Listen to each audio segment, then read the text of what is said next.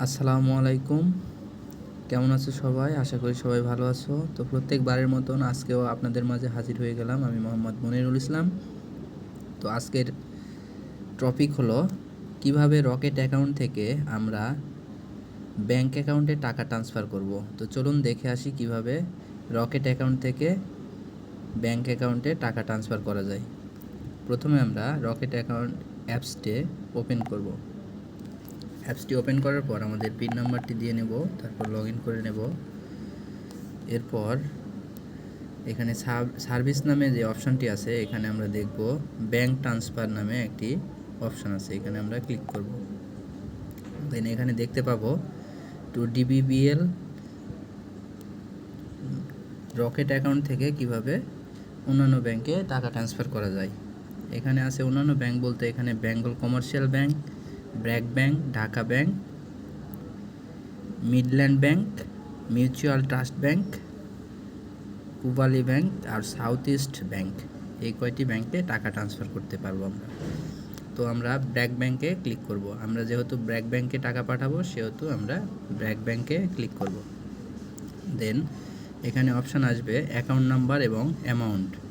Account নাম্বারটি হলো আমি যার কাছে টাকা পাঠাবো তার অ্যাকাউন্ট নাম্বারটি আমরা এখানে বসাবো। এই অ্যাকাউন্ট নাম্বারটি মূলত 16 ডিজিটের হয়ে থাকে। যেমন আমার কাছে একজনে অ্যাকাউন্ট নাম্বারটি দিয়েছে, তো সেখানে আমরা যাই দেখি তার অ্যাকাউন্ট নাম্বারটি।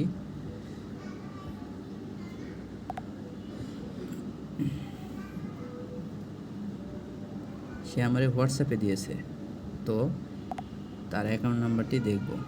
তার অ্যাকাউন্ট নাম্বার হলো 200,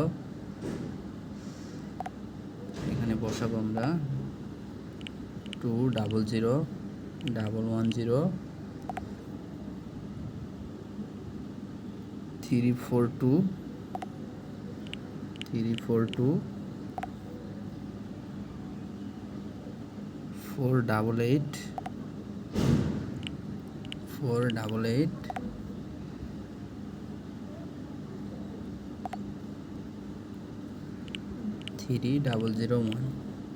তো আমরা কত টাকা পাঠাবো সেই অ্যামাউন্টটা এখানে বসিয়ে দেব।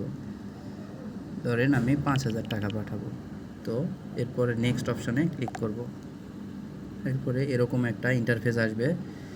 এখানে দেখাইছে from account rocket two account, এখানে তার অ্যাকাউন্ট নাম্বারটি অ্যামাউন্ট 5000। এরপর আমাদের পিন নাম্বারটি দেব, দিয়ে এখানে চাপ দিয়ে ধরে থাকবো, দেন আমাদের টাকাটি ট্রান্সফার হয়ে যাবে। এরপর একটি অপশান আসবে, সেটা হলো আমাদের রিসিভ সেভ, তখন আমরা রিসিপ্টটি সেভ করে নিয়ে রাখতে পারবো। আল্লাহ হাফেজ।